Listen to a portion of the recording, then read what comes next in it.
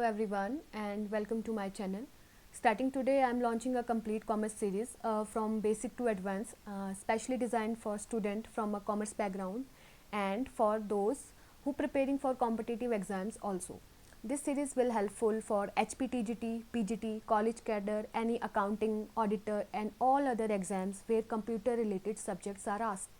So if you are preparing for any such exams or simply want to build a strong foundation in commerce, you are in the right place. Make sure to subscribe and stay tuned because together we will make commerce simple and strong. So before wasting our time, let's get started for today's topic. Today's topic is basic of accounting. Basic of accounting. सबसे पहले समझते हैं accounting है क्या, है ना. Accounting क्या है? Accounting is the process of recording. Accounting is the process of recording, classifying, summarising, interpreting the financial transaction for a business to provide useful information to stake holder. ये सब समझने से पहले इसके प्रोसेस को समझते हैं, तब ये जो डेफिनेशन दी है ये क्लियर हो सकती है. ठीक है. सबसे पहले प्रोसेस अकाउंटिंग क्यों कर रहे हैं हम. अब देखो, जो बिजनेसमैन है वो बहुत चीज़ें खरीदता है, बहुत चीज़ें बेचता है ना. कुछ चीज़ें उसकी पर्सनल हो सकती है, कुछ चीज़ें उसकी प्रोफेशनल बिजनेस से रिलेटेड हो सकती है.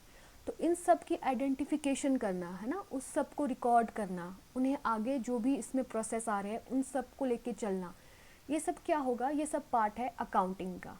अब जो बड़ा बिजनेस है या नॉर्मल करियाने का भी बिजनेस है, वो कुछ चीज़ लेके आ रहे हैं उसकी रिकॉर्डिंग, और वो कुछ चीज़ बेच रहे हैं उसकी रिकॉर्डिंग होना बहुत ज़रूरी है. तो अकाउंटिंग क्या है? अकाउंटिंग में सबसे पहले आता है आइडेंटिफाई करना चीज़ों को, है ना. Transaction and events of financial nature are identified. Financial nature का मतलब ऐसी ट्रांजैक्शन जो उसके बिजनेस से रिलेटेड है. सपोज दैट आप लकड़ियाँ लेके आ रहे हो, आप वुड लेके आ रहे हो फर्नीचर बनाने के लिए, है ना. वुड लेके आ रहे हो आप फर्नीचर बनाने के लिए. तो इसका काम क्या है? फर्नीचर बनेगा इससे. तो ये क्या ट्रांजैक्शन बिजनेस से रिलेटेड है या नहीं है? हाँ, ये बिजनेस से रिलेटेड है. अब सपोज दैट आप एप्पल लेके आ रहे हो खुद के खाने के लिए. आप एप्पल लेके आ रहे हो खुद के खाने के लिए, तो क्या वो बिजनेस से रिलेटेड है? नहीं. ऐसी ट्रांजैक्शन पहचानना जो इन टर्म्स ऑफ बिजनेस से रिलेटेड हो, वो है अकाउंटिंग प्रोसेस का पहला स्टेप. देन आता है recording. Transaction are recorded in the books of original entry, that is journal और सब्सिडरी बुक्स. अब ट्रांजैक्शन, आपने सामान खरीदा, है ना, आप उसको कहीं रिकॉर्ड करोगे. जहाँ रिकॉर्ड करोगे उसको कहते हैं जर्नल या फिर सब्सिडरी बुक्स. ठीक है. जहाँ भी आप उन चीज़ों को रिकॉर्ड कर रहे हो, है ना, आज सामान इतना लेके आए, आज आप इतना प्लास्टिक लेके आए, आज आप इतना वुड लेके आए, है ना, या फिर आज आप इतना खाने का सामान लेके आए फॉर होलसेल पर्पस या रिटेल पर्पस, चीज़ें बेचने के लिए लेके आए हो आप स्पेशली. ठीक है. तो वो सभी चीज़ें कहीं रिकॉर्ड होती है. वो जो ट्रांजैक्शन रिकॉर्ड होती है उसको क्या बोलते हैं हम? जर्नल बुक बोलते हैं या फिर सब्सिडरी बुक बोलते हैं. ठीक है. फिर थर्ड पॉइंट आता है क्लासिफिकेशन.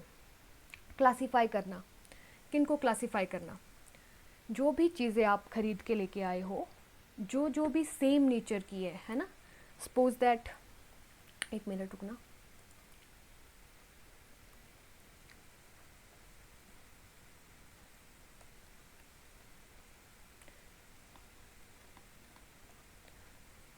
कुछ चीज़ें आप खरीद के लेके आए हो, है ना, आपने परचेज करी है वो, है ना, बॉट करना, खरीदना, परचेज करी है ना.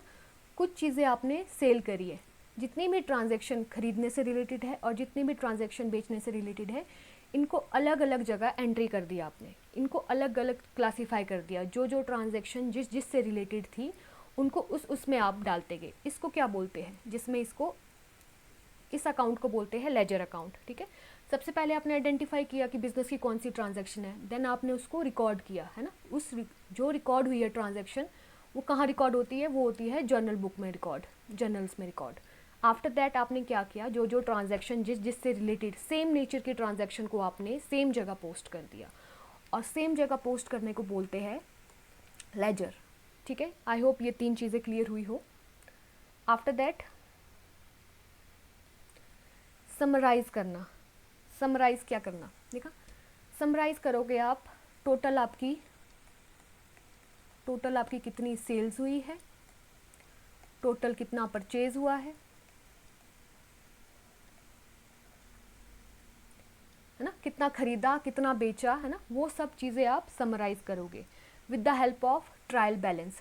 ट्रायल बैलेंस एक खाता होता है जिसमें एक डेबिट आइटम होती है, एक क्रेडिट आइटम होती है ना। जो भी चीज़ें आई और जो भी चीज़ें गई उन सब की एंट्रीज होती है।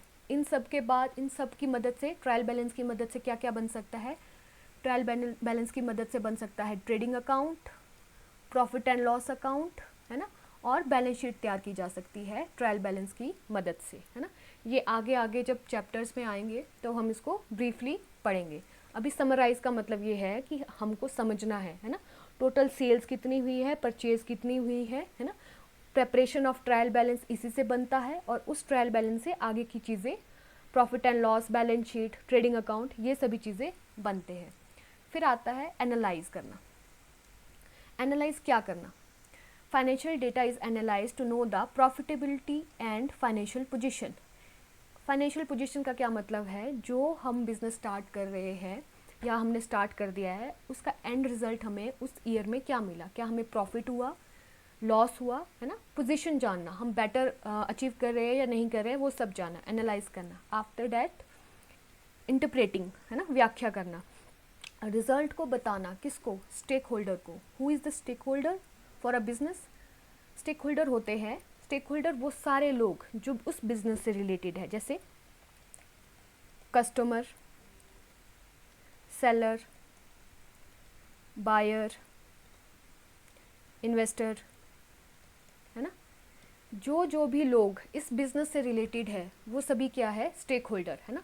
अब देखो एनालाइज कर दिया, हमें प्रॉफिट हुआ नहीं हुआ, है ना, फाइनेंशियल पोजीशन जान ली, उसके बाद क्या करना है, बताना है लोगों को, कौन कौन लोग, वो स्टेक होल्डर की, कस्टमर को बताना है, सेलर को बताना है, बायर को बताना है, इन्वेस्टर को बताना है कि क्या क्या रिपोर्ट रही है, ठीक है।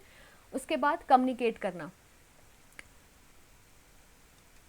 Communicate the internal and external user.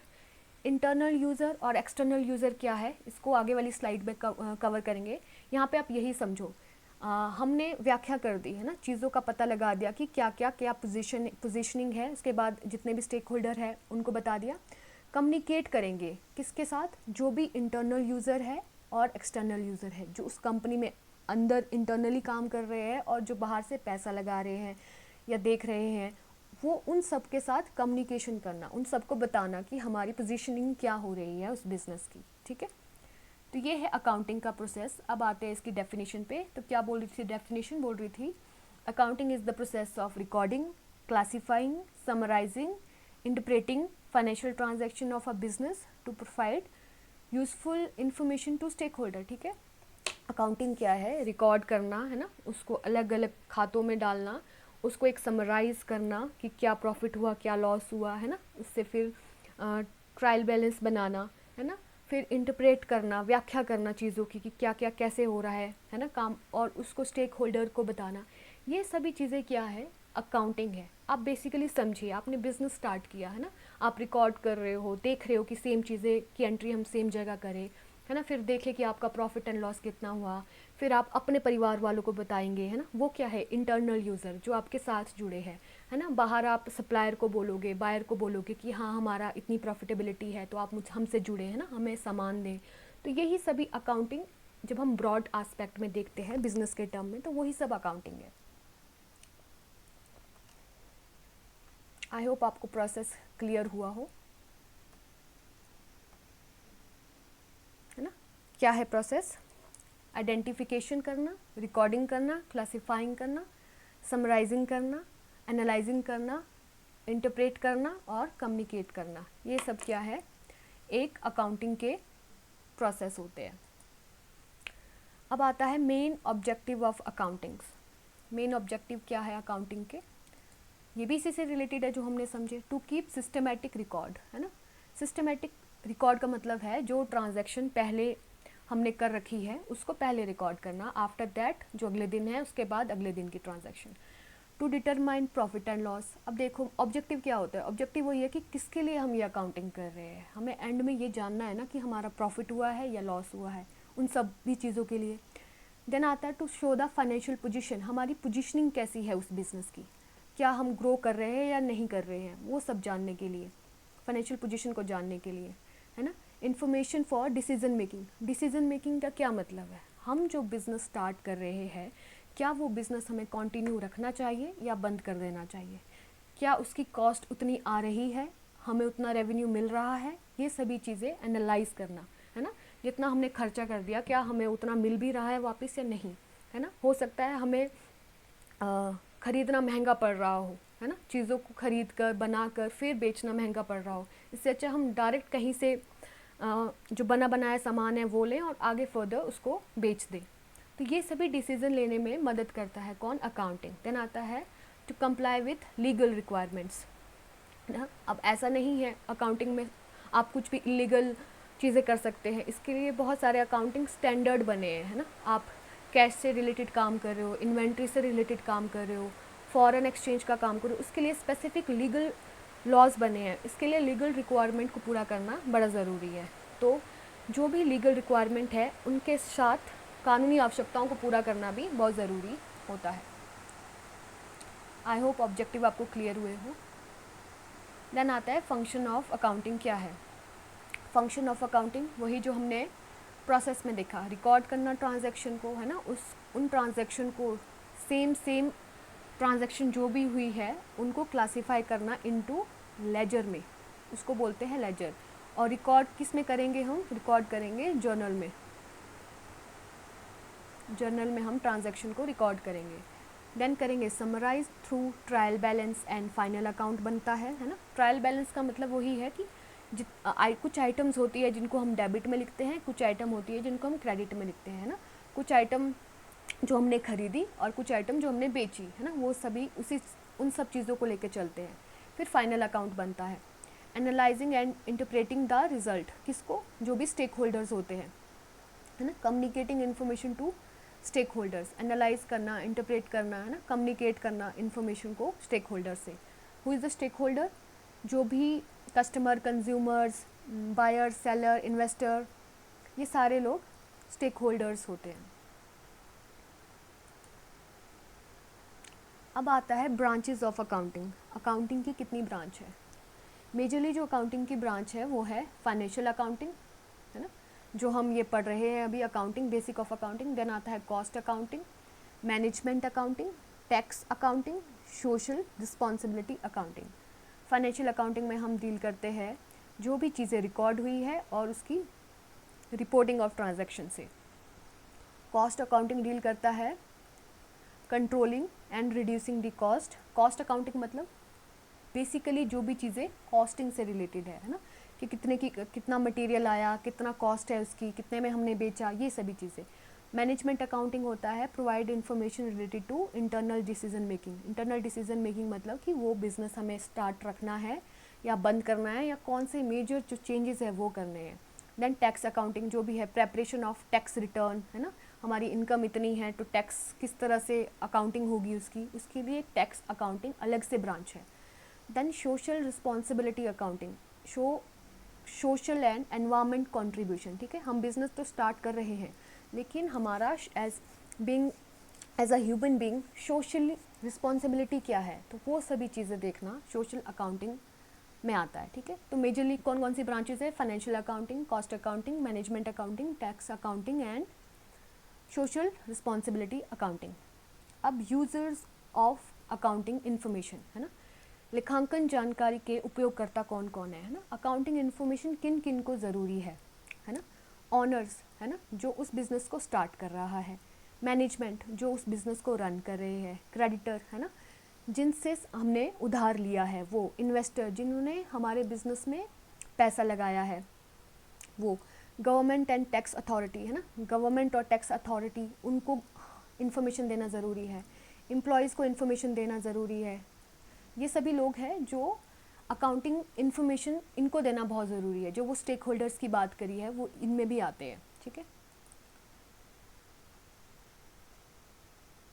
अब देखो यूज़र्स जो है वो इंटरनल यूज़र्स भी होते हैं और एक्सटर्नल यूज़र्स भी होते हैं. Internal users are those are directly involved in managing and controlling the business. They need accounting information for planning, controlling and decision making, है ना. ऐसे यूज़र्स जो मैनेजमेंट और ऑपरेशन से डायरेक्टली डील कर रहे हैं विद इन द बिजनेस, है ना. इसके एग्जांपल हो सकता है ऑनर, प्रोप्राइटर. ये इंटरनल यूज़र क्यों है? क्योंकि इसी का बिजनेस है ना. मैनेजमेंट भी उसी में आता है. मैनेजमेंट कौन है? जो मैनेज कर रहा है चीज़ों को. एम्प्लॉयज़ कहाँ काम कर रहे हैं? एम्प्लॉयज़ काम कर रहे हैं बिजनेस में, ठीक है. ऑनर्स में क्या आता है? To know the profit and loss of financial position. Owners को क्या इन्फॉर्मेशन चाहिए कि प्रॉफिट एंड लॉस कितना हुआ है, फाइनेंशियल पोजीशन कितनी है हमारे बिजनेस की, ठीक है. मैनेजमेंट क्या है? To make decision about production, sales, investment. Management क्या मैनेज कर रहा है कि कितनी प्रोडक्शन करनी है ना, कितनी चीज़ें बनानी है, कितनी सेल्स रखनी है, इन्वेस्टमेंट कितनी करनी है, ये सभी चीज़ें मैनेजमेंट देखता है. एम्प्लॉयज़ क्या है? एम्प्लॉयज़ को क्या चाहिए? एम्प्लॉयज़ को चाहिए to know about job security, bonus, है ना, सैलरी हाइक. ये इंटरनल यूज़र्स वो है जिनको बिजनेस से प्रॉफिट होने वाला है ना. ओनर्स को होगा, मैनेजमेंट को होगा, एम्प्लॉयज़ को होगा. देन आता है external users. External users are those who are not directly involved in the business but operation but have interest in business performance and financial position, है ना. जो डायरेक्टली इन्वॉल्व तो नहीं है बिजनेस से बट उनका इंटरेस्ट है बिजनेस की परफॉर्मेंस देखने में और बिजनेस की फाइनेंशियल पोजीशन को देखने में.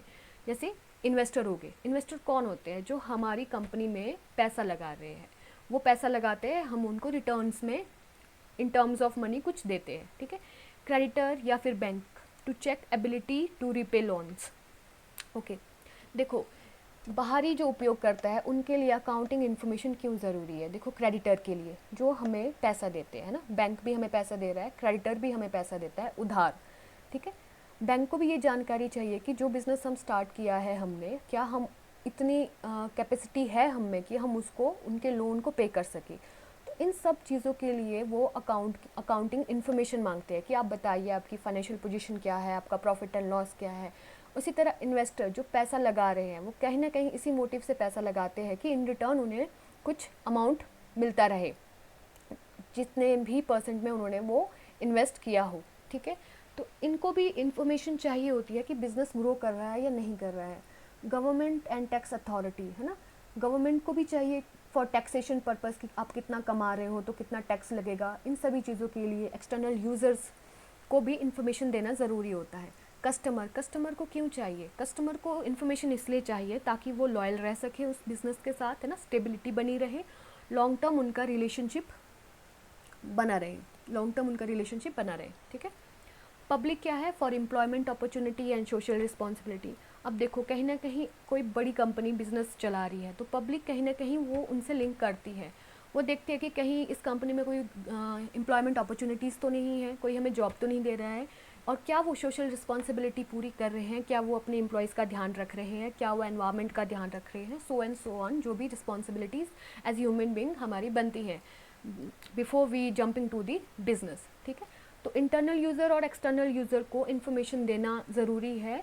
एक चाहे वो प्रॉफिट एंड लॉस का हो, फाइनेंशियल पोजीशन का हो, जो हमने अकाउंटिंग इन्फॉर्मेशन कम्युनिकेटिंग और इंटरप्रेटिंग की बात की ना, जो स्टेक होल्डर और कम्युनिकेशन की बात की, वो इनको देना बहुत ज़रूरी होता है, ठीक है. देन आता है की डिफरेंस. क्या है internal users inside the business, जिसमें मैनेजमेंट, एम्प्लॉयज़, ऑनर्स आते हैं. एक्सटर्नल यूज़र्स जिसमें आउटसाइड द बिजनेस, जो बाहर से मैनेज कर रहे हैं, investor, government, bank, public, so and so on. अब आता है लिमिटेशन क्या है अकाउंटिंग की. अब ठीक है, हम अकाउंटिंग कर रहे हैं, हम रिकॉर्डिंग कर रहे हैं सभी चीज़ों की, क्लासीफाई कर रहे हैं, समराइज़ कर रहे हैं, बहुत चीज़ें कर रहे हैं, बट इसकी कुछ लिमिटेशन भी होती होगी. Historical nature. अकाउंटिंग जो है वो हिस्टोरिकल डेटा पे काम करता है ना. करंट मार्केट में क्या वैल्यू चल रही है किसी भी प्रोडक्ट की, किसी भी चीज़ों की, वो इसमें मैटर नहीं करता. वो देख रहा है कि जिस आइटम को जब ख़रीदा गया उसकी अकाउंटिंग वैसे ही हो. सपोज़ एक मशीनरी ख़रीदी गई है 1 लाख की, और अब उसकी वैल्यू या तो कम हो गई है या तो बढ़ गई है, लेकिन आज की डेट में भी हम उसको रिकॉर्ड करेंगे 1 लाख में ही, ठीक है। Ignore qualitative aspect. जो फाइनेंशियल अकाउंटिंग है उसमें सिर्फ इन टर्म्स ऑफ क्वांटिटी जो मेजरमेंट होगी उसको ही मेजर किया जाएगा, ठीक है। जैसे एम्प्लॉयज़ की स्किल्स है ना, उसको मेजर करने का कोई तरीका नहीं है। आपकी कंपनी का कोई ब्रांड बन गया है, उसको मेजर करने का कोई तरीका नहीं है। कस्टमर सेटिस्फाइड है या नहीं, उसको मेजर करने का कोई तरीका नहीं है। इसमें सिर्फ उन्हीं आइटम को लिखा जाता है जो इन टर्म ऑफ न्यूमेरिकल और फिगर वैल्यू में हो, ठीक है। Window dressing. Accounts can be manipulate to show better financial position than account actual. एक लिमिटेशन ये है कि कई जो कंपनीज है वो विंडो ड्रेसिंग का मतलब है आप बाहर से आप इस तरह से बैलेंस शीट बनाते हो कि आपका ऐसा लगता है कि आपको प्रॉफिट अच्छा है, आपकी कंपनी अच्छी ग्रो कर रही है, बट इंटरनली वैसा नहीं होता।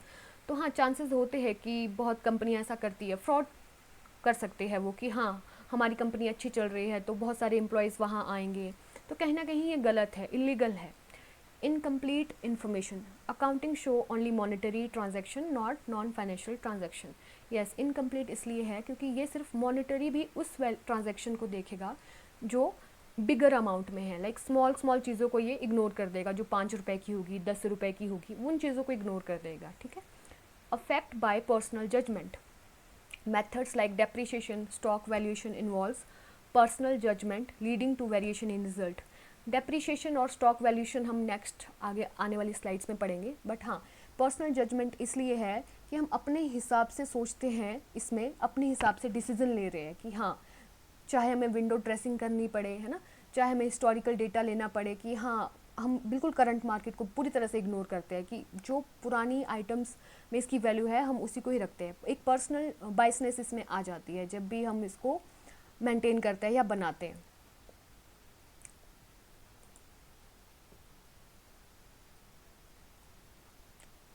देन आता है इन्फ्लेशन नॉट कंसिडर। इन्फ्लेशन मतलब महंगाई, है ना, प्राइस बढ़ा, तो वो उसको कंसिडर इसलिए नहीं करते क्योंकि ये पूरी की पूरी हिस्टोरिकल डेटा पे बेस होता है ना, जो वैल्यू पुरानी है उसी पे ये वेटेज देता है, ठीक है। Not fully reliable. Sometime accounting depends on estimates accuracy. हाँ, इसमें एस्टिमेट्स लगाए जाते हैं कि ज़रूरी नहीं है हर बार जो वैल्यू है वो करेक्ट है, अप्रॉक्सीमेट चलता है ना। No real value of asset. Asset की वैल्यू रियल नहीं है क्योंकि ये हिस्टोरिकल प्राइस पे चलता है ना। प्रेजेंट मार्केट की वैल्यू जो भी हो उसको इग्नोर करता है पूरी तरह से। Limited scope for future planning. Accounting provides past data but does not predict future trends. Yes, accounting क्या है, जो भी हम रिकॉर्डिंग कर रहे हैं ना, एनालिसिस बना रहे हैं, समराइज़ कर रहे हैं, वो किसके बेस पे कर रहे हैं, वो कर रहे हैं जो भी पुराना डेटा हमारे पास अवेलेबल है उसके बेस पे। लेकिन इससे हम फ्यूचर प्रेडिक्ट नहीं कर सकते कि फ्यूचर में ग्रोथ होगा या नहीं होगी, वो सभी चीज़ें। देन आता है कॉम्प्लाइंसेस बर्डन। कॉम्प्लाइंसेस बर्डन का मतलब है कि बहुत सारे रूल्स एंड रेगुलेशंस है, अकाउंटिंग स्टैंडर्ड है, टैक्सेशन लॉ है, उन सभी को पूरा करना थोड़ा सा टफ हो जाता है एक बिजनेसमैन के लिए, ठीक है। तो ये आज हमने इसका बेसिक्स क्लियर किया है। कल हम इसके क्वेश्चंस करेंगे इसी से रिलेटेड, जो भी इस बेसिक्स में हमने पढ़ा है आज। एक रिकैप दे देती हूँ। हमने अकाउंटिंग का मीनिंग पढ़ा, इसके प्रोसेस पढ़े, आफ्टर दैट हमने इसके ऑब्जेक्टिव पढ़े, फिर फंक्शंस क्या होते हैं इसके, ब्रांचेस क्या है, और इसके यूज़र्स कौन कौन है ना, चाहे वो इंटरनल यूज़र्स है या फिर एक्सटर्नल यूज़र्स है, और क्यों उनको ये इन्फॉर्मेशन देनी चाहिए, वो सभी चीज़ें, और कुछ मेजर लिमिटेशंस पड़ी है अकाउंटिंग की, ठीक है। आज के लिए इतना ही। नेक्स्ट हम कल इसके MCQs करेंगे।